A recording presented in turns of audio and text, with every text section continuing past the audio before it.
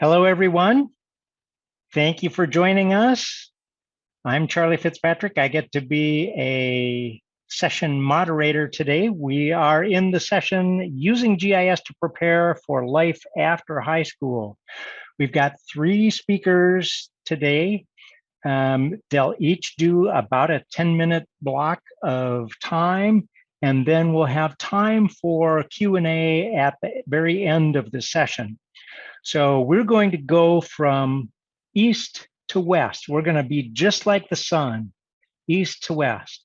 And so starting us out will be Bob Colvord from James Madison University, and then Katie James from Northwestern in Chicago, and then pinch hitting for Marilyn Nielsen today is David Stasny, and he's from Washington State. So we're going to cover the 48 state sweep, and we'll hope that you'll be able to keep track of your questions and work through the 3 presentations by the speakers, and then we'll get into the Q&A at the end. So starting us off is going to be Bob Colvord, who is, let me see if I can click this forward. You can do this, Charlie. There we go. Can we measure cognitive and behavioral changes in students from GIS use? Yes. Bob's gonna clue us in on all kinds of fun things. He's been working at James Madison University, taking a deep look at students for a number of years. Bob and I go way back. So Bob, without further ado, take it away. Thanks very much, Charlie. And if you can lob the screen sharing my way. Thank you, sir. Hello, everybody. My name is Bob Colvord. I work the professor and dean at in the College of Integrated Science and Engineering at James Madison University, and we're in the Shenandoah Valley of Virginia. And I want to talk about what's happening in these kids' brains. So these are students from the geospatial semester. I'll tell you a little bit more about that and about the research that we've been doing. Fair warning, in 10 minutes, you're only going to get a brief glimpse, but I'll give you connection points that you can learn more about what we're up to. So this is the cast of thousands that are involved. I think Dave Utall is with us today.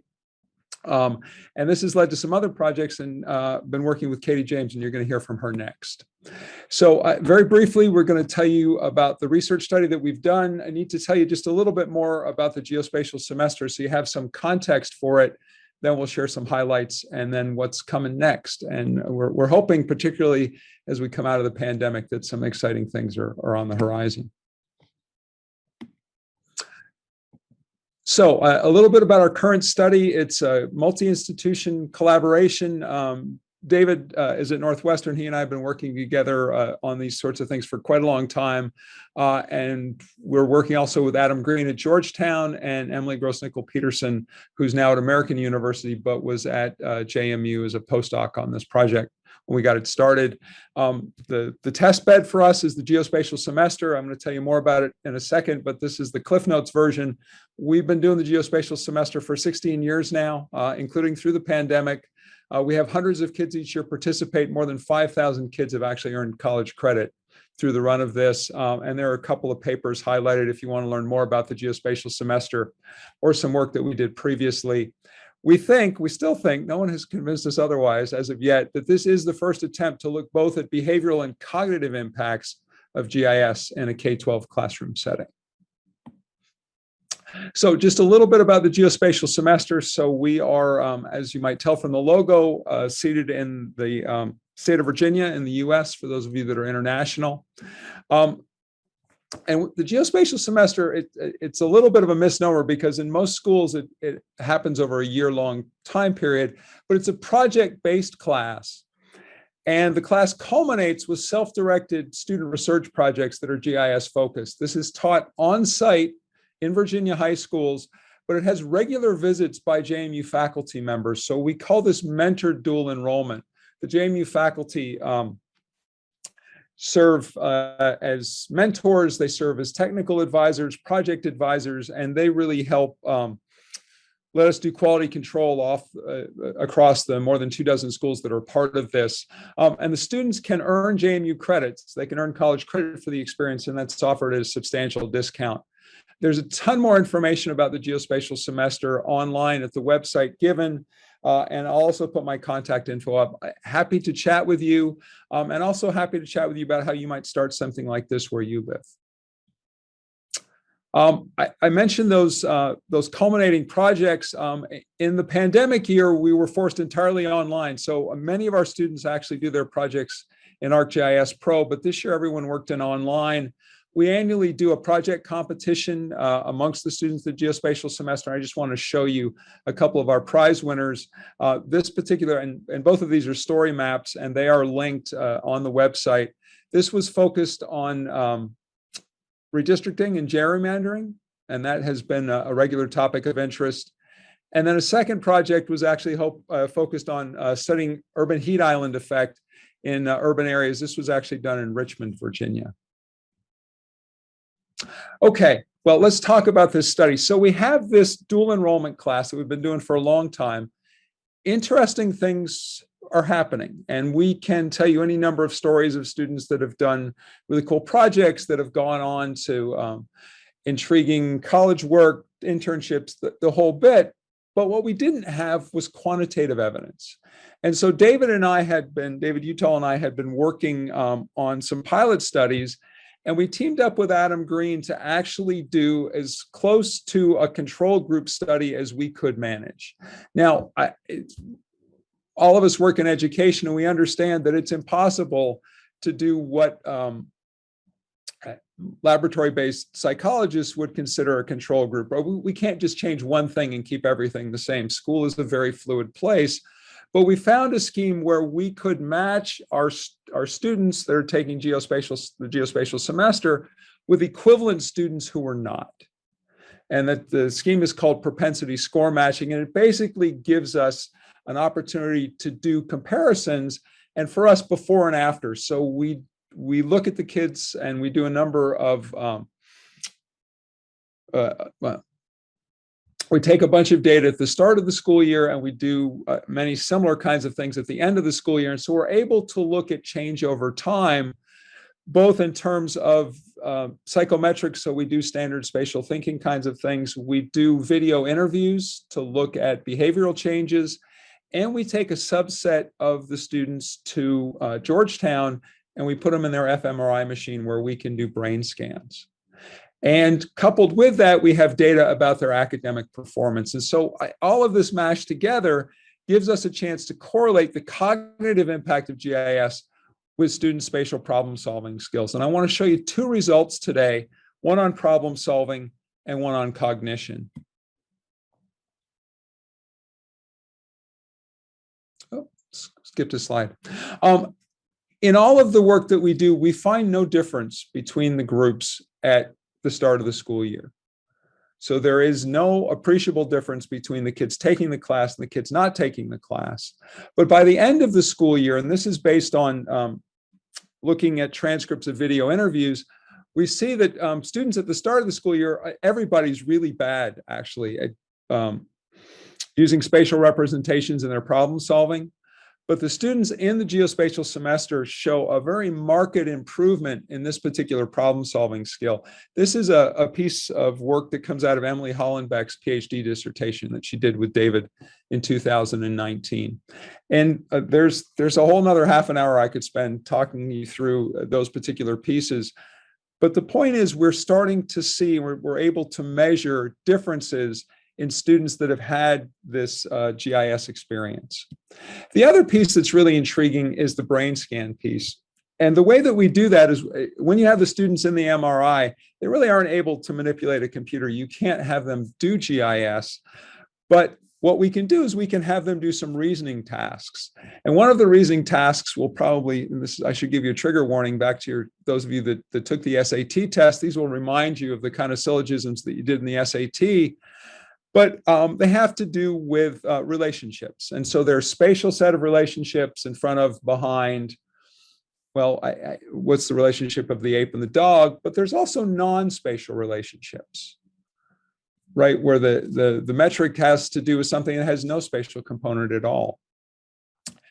And so what we've discovered is that we can actually see, and again, no difference at time one, but by the end of the year, what we're seeing is that students in the geospatial semester are showing increased activity in some of the spatial regions of their brain. And even more interestingly, when they're doing the non-spatial reasoning, they're recruiting the spatial parts of their brain more so than their counterparts who didn't have the GIS experience. So what they are doing is they're finding ways to now use the spatial parts of their brain to do other kinds of reasoning. This is called far transfer, and this is sort of the holy grail. This is what we would like to have happen, to have students be able to take advantage of those spatial parts of their brain and to connect them with the non-spatial reasoning portions. And I'll show you just one last result. Oops, there we go. We see also a differential improvement for females in doing this. And we've seen that in a couple of other measures. And so what we see is that the female students are actually showing an increase in the connectivity. So you can both look at the areas of the brain that are involved, but you can look at how the different parts of the brain are connected. And what we're seeing for the females in this study is they're showing greater connectivity of the non-spatial parts of the brain to the spatial reasoning parts, and in particular, the parietal and the premotor regions. All right, so where are we headed from here?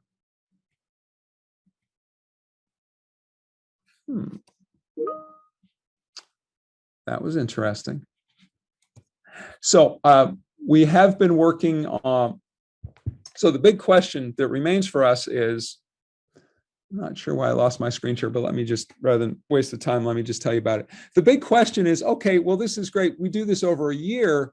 How much time do you need to spend using GIS as a student to see results? A day, class period, a week, a month, a unit? And so we're hoping in the next year to actually be able to do that experiment, again, working with our friends at Georgetown, our friends at Northwestern and elsewhere. And we're also continuing to try and spread the geospatial semester. I do need to share my screen one more time, though, just to thank some folks that were involved in this. And I do want to pay honor to a colleague that we lost. This is the cast and crew, a cast of thousands that are involved in this, and we're fortunate to have NSF funding. But I do want to highlight Mike Charles. We lost Mike Charles about 1.5 years ago. And a number of you knew or worked with Mike. Mike was a passionate educator and a dedicated researcher and a longtime colleague. And he's very much missed. And I just wanted a chance in this setting to pay homage to him. So Charlie, with that, I'm all done. Thank you all very much. Appreciate the chance, and I will happily respond to questions in the chat or at the end. That's terrific, Bob, and thanks indeed for that mention of Mike. That was a great loss. All right, I'm going to go ahead and see if I can. Oops, I just lost my. I need my Zoom back. There we go. All right, I'm going to do a quick screen share so that we can say, all right, thank you, Bob. And now we should be jumping west to Katie James at Northwestern for the development of a design framework for GIS-infused content courses. Katie, if you're ready, I'll go ahead and stop sharing, and it's all yours. I will get this set up here. Just 1 second.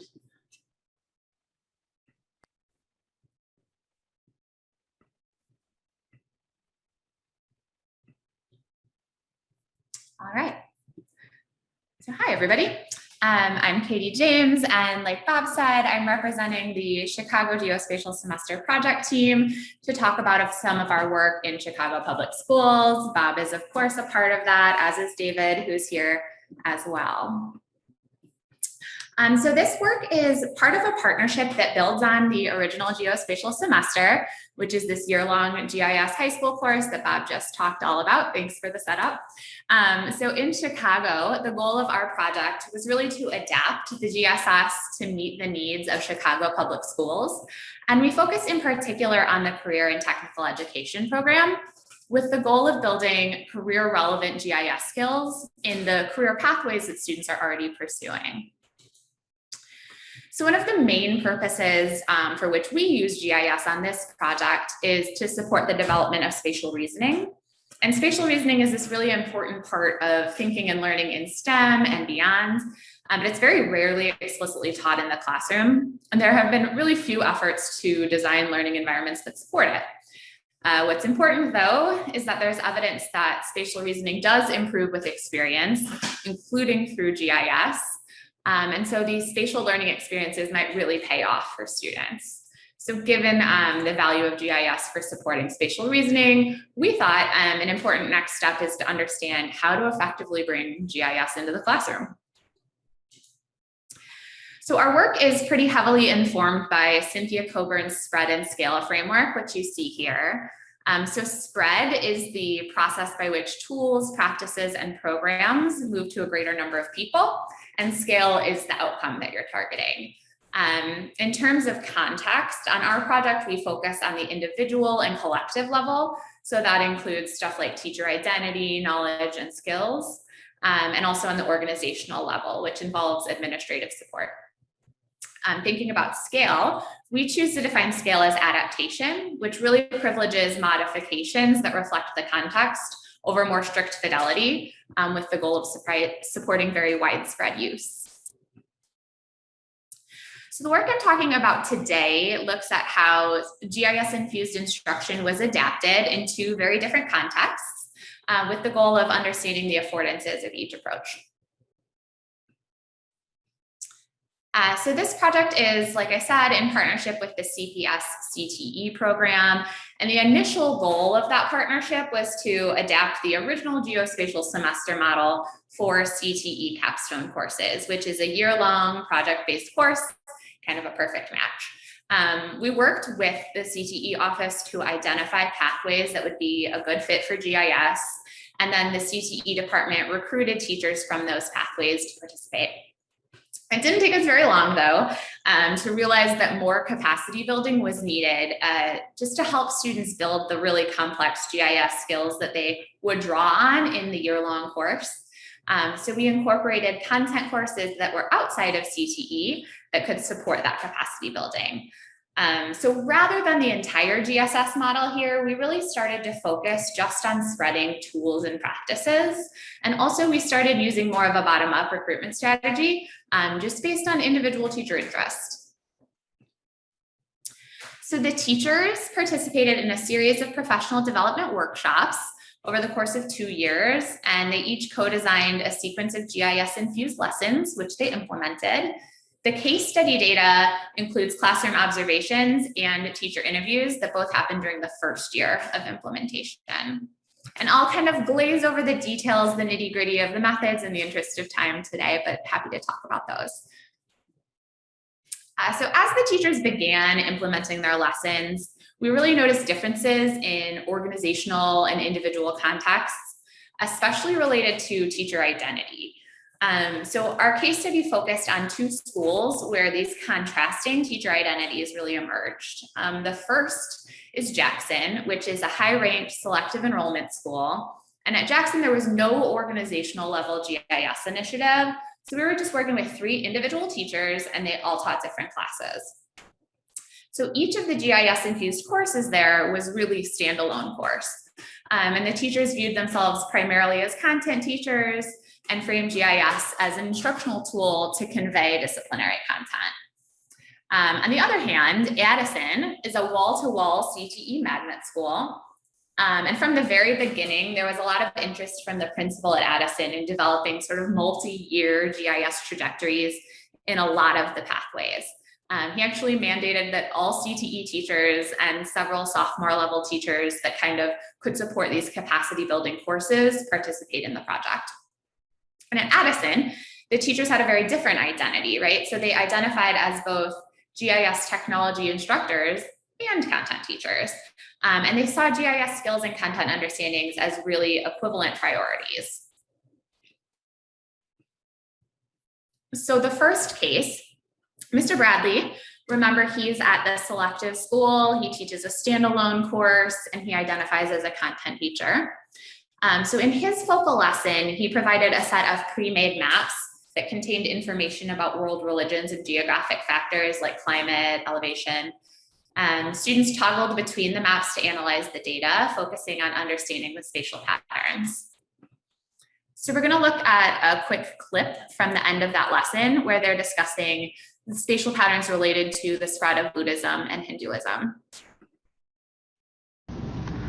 Why didn't Buddhism go south? Why didn't Hinduism go north? What's blocking the diffusion of the religions here, Justin? The Himalayas. What the hell are those? The mountains. Mountains!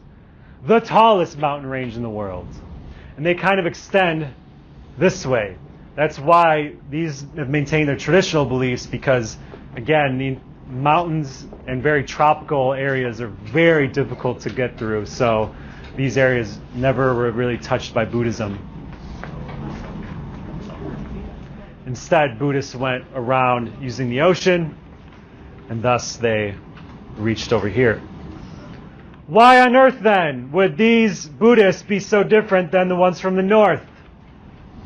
There's no interaction between the two different groups. My budding geographers, you're so close to blossoming, it's beautiful. So close, just a little more water and fertilizer and you guys would be good to go.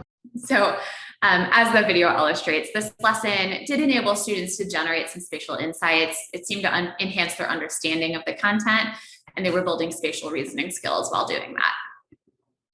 Oh, we don't want to watch it again now. And so this really lined up with Mr. Bradley's goals for the course. In his interview, he emphasized this focus on building spatial reasoning skills and enhancing content understandings through this analysis of spatial patterns. And he also indicated that his goal in using GIS was to enhance content understanding rather than building technical skills.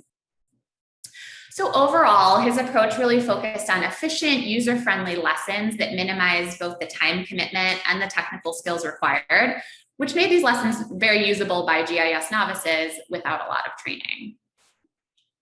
The second case is Mr. Mitchell, who's at the CTE school with that whole school GIS initiative. And in his focal lesson, students used GIS to investigate a human migration. He provided a list of possible topics, some data sources, but students were really allowed to choose any migration that interested them, and it was almost entirely student-driven. So here is part of a story map about the Dust Bowl that one group created during that lesson. So as you can see, they included a primary source photo, and then they have this interactive map with data from that period about things like county population and agricultural land in the Great Plains states. And they use this to illustrate key routes and factors involved in the migration. And the focal lesson illustrates that Mr. Mitchell's approach was really characterized by these exploratory student-driven inquiry lessons. In his interview, he also emphasized the value of exploration and productive struggle. He noted how this approach allowed them to not only become immersed in an area of the content that they care about, but that then also motivated them to develop these really valuable real-world GIS skills. So overall, his approach allowed for personalized learning experiences. Students really had the space to explore different paths based on their interest and become immersed in an area of the content that they cared about, which also motivated them to develop GIS skills. And the GIS expertise they developed during this course was preparing them to apply that in later GIS-infused CTE courses. So just to kind of wrap up, as these case studies showed, the two teachers really took quite different approaches, and GIS was positioned very differently in the two contexts.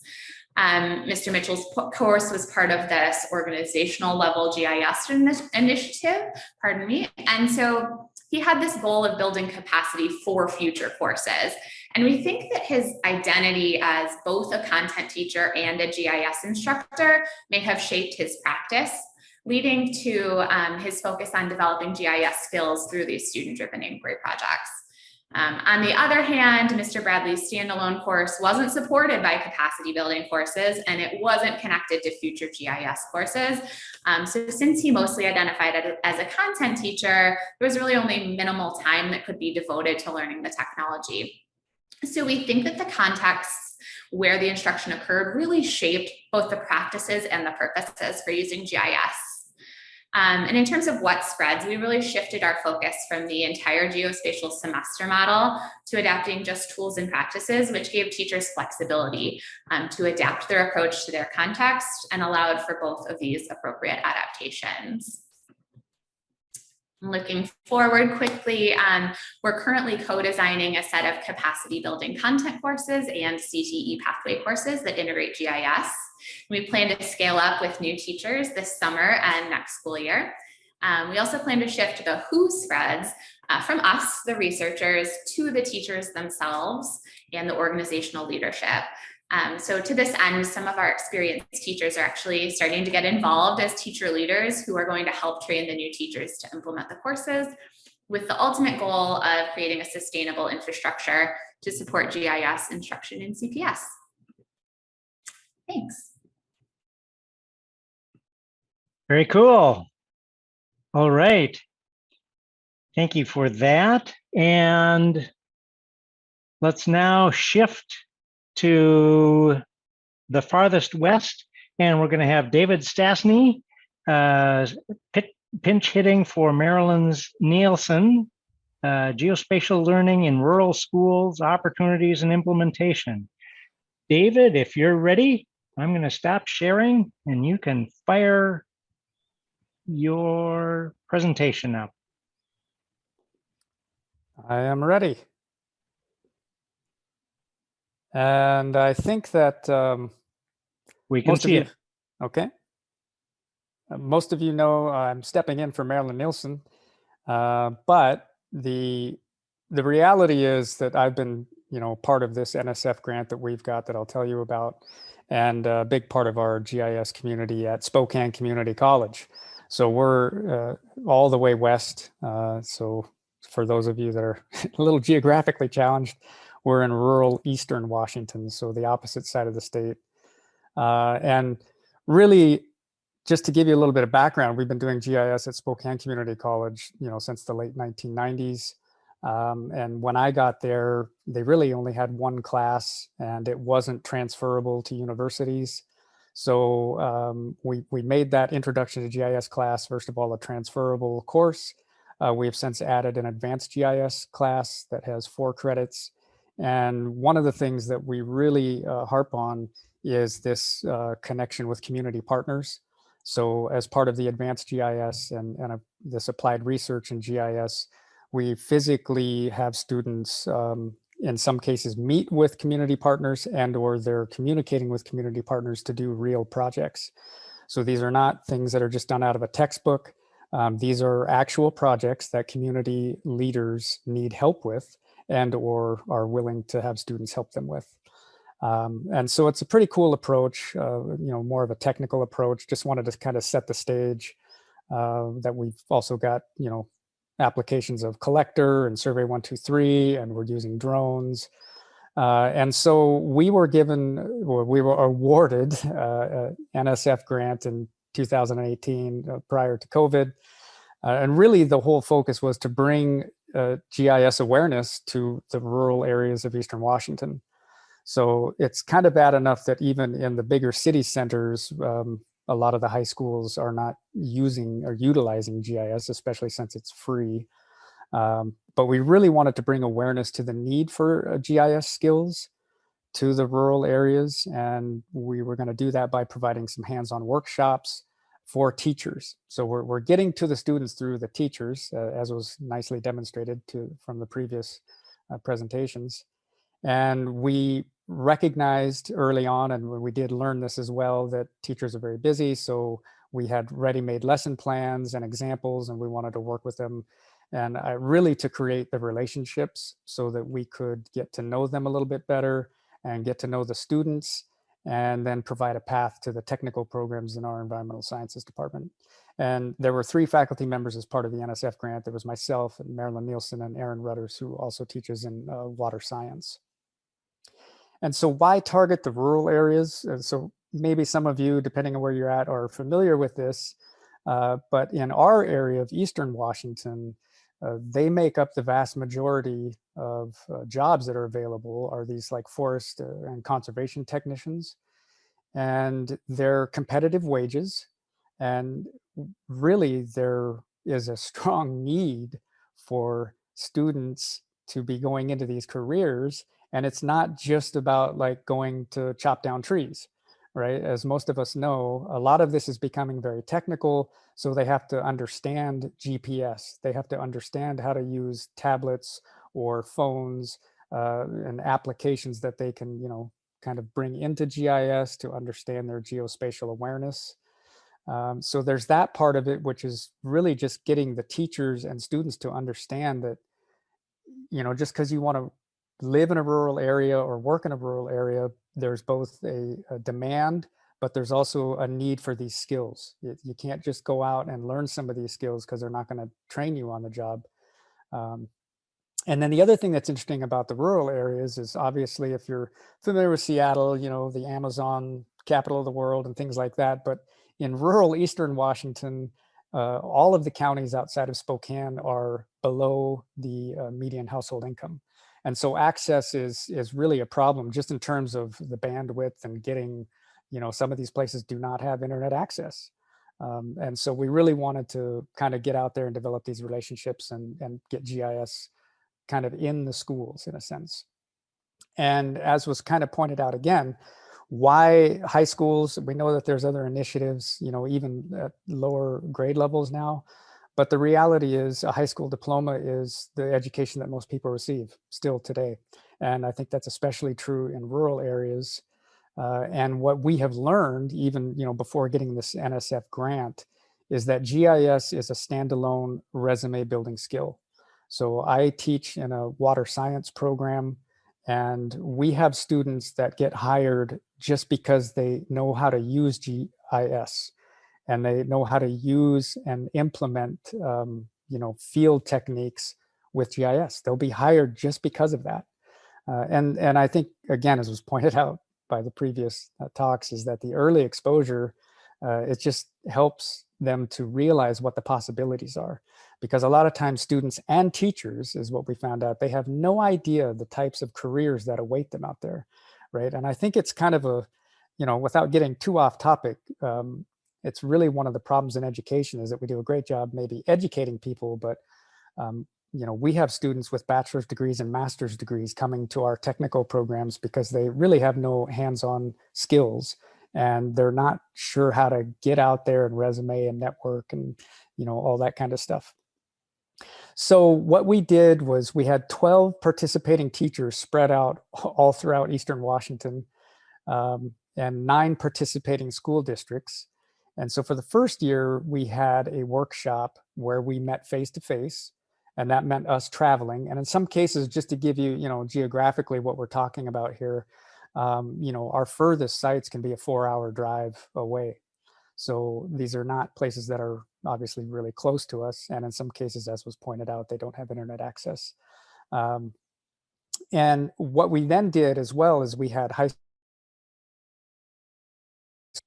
kind of, as well as us going out to them, we also had funding to bring them to us. So we had school bus fulls of kids coming to do high school career day where they were doing all geospatial activities. And we had 196 participants in the first year. And then of course, COVID made that not as much a possibility. And so the primary purpose for us was to build the relationships with teachers and to instill confidence in teachers, as was pointed out, because there's a lot of these teachers had no knowledge of GIS. These are not, it's not that they're not tech savvy. They're just not familiar with the software at all. They're not familiar with the uses of the software. And as also was pointed out, it's not even about using the software. It's about accessing the software and things that have already been done. And we wanted to mentor them, of course, as well. So we had hands-on spatial data collection, again, like using Survey 123. Here's a picture of one of the teachers using that on an iPad to collect geospatial data. And we also had discipline-specific ArcGIS online activities because we realized there's that big hurdle. We wanted to lower the barrier of entry because teachers are not just going to sit down and learn ArcGIS Pro. You know, they have to have things that are specific, whether it's as part of a technical education or part of just, you know, general education. So we were able to do that and develop those with them, whether it be agriculture, whether it be business, political science. And then we would help troubleshoot and provide the technical support. And as some of you have seen from, you know, the previous presentations, we have a dual credit ourselves. We've been able to have this class now be taught at the some of these rural high schools as an introduction to GIS, where they're earning college credit at the same time. And we've made this online. We have 84 hours of modular content available, which is all online. And teachers can take that on their own at first to bring themselves up to speed. And of course, we provide ongoing training and support. So we put all of this out onto a website. Again, some of these areas, it's not that they don't have internet at all, it's just that it could be spotty. And we've listed all the curriculum, for example, the things that we did with them at these workshops and other activities that we developed and also activities that they developed. So the idea was to have them in the first year. We worked with them to just get some real basic skills and understanding of what they can do in and outside of the classroom. And then they were going to implement that during the second year, and we would share with each other what worked and what didn't, and what they did, what was cool, what the students liked. And then in that third year, which is, we just had our last workshop actually last week, and we did have some face-to-face people show up, which was just kind of recapping, you know, where we're going from here. So a lot of them embraced this fully. Some of them were still like, wow, you know, how am I going to fit this in? I don't have time. I'm pulled in different directions. So all in all, it was, you know, very fruitful. And we've learned over the course of these 3 years, not just about how to do things during COVID, but as was already suspected, you know, teachers are very busy, and the plug and play options for those that are not going to learn the software are critical if we want to get this into the classrooms. And that's everything from using ArcGIS Online, Story Maps, Survey 123, so on and so forth. And what we've also found is that most teachers need this ongoing support, right, to effectively utilize GIS in the classroom or outside of the classroom. And that can come in a variety of fashions. And students want more hands-on activities, both in and outside the classroom. And we run up against this all the time because we're an applied science and a technical program, which is kind of the last bullet point there, is the need for these pathways for universities to recognize, as was previously just mentioned, is that these are real science skills that may not be testable in the sense of, like, I can give you a multiple choice question and you're going to answer it correctly. But these are really important skills that are needed in the workforce, and they're also needed in further education. So we wanted to expose students as well to the career options that use GIS, because they're, you know, for the most part, as I'm saying, you know, whether it's high school counselors or the teachers themselves, they really just don't understand or have a real finger on the pulse of what's going on in the real world.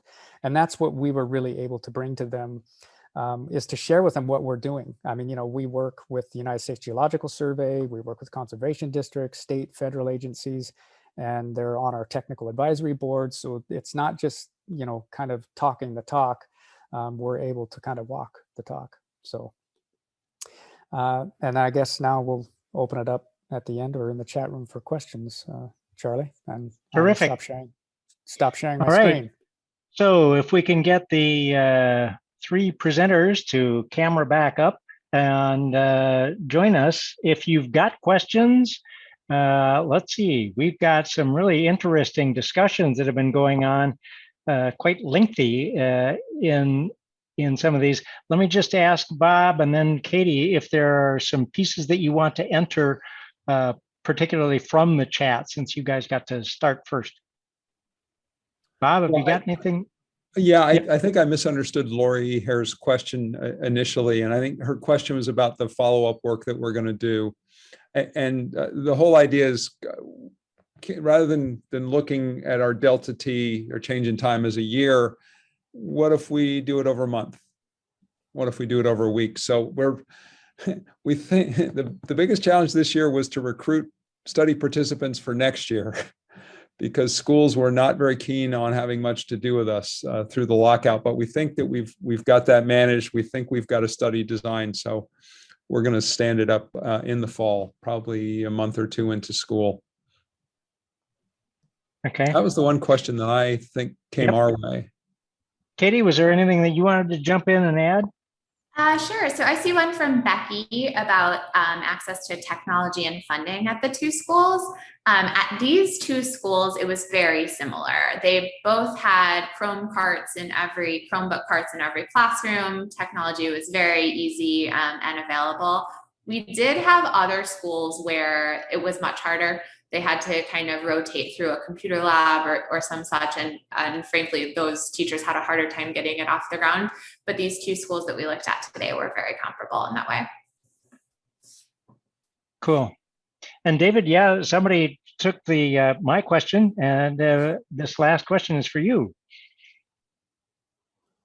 So there was one about drones.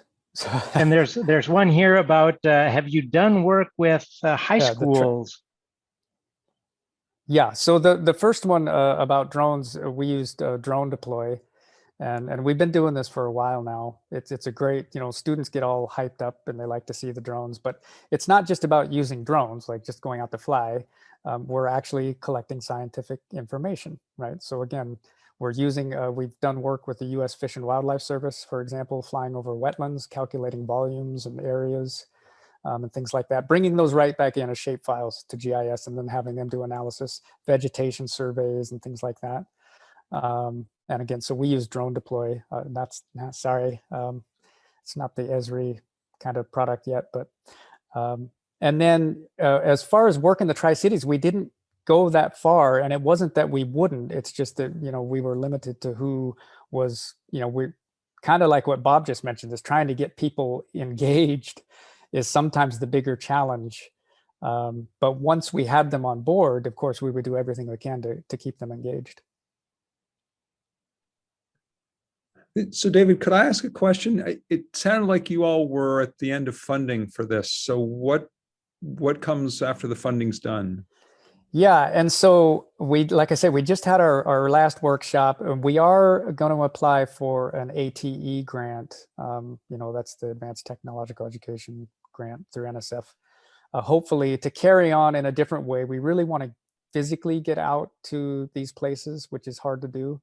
We also, which I didn't mention, we have a lot of tribes in our region. So that's also a whole other piece, both just access to the Esri software.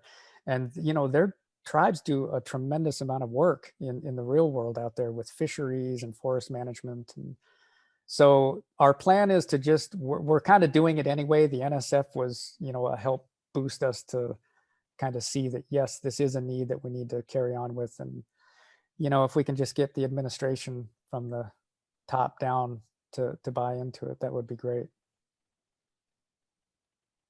Very cool.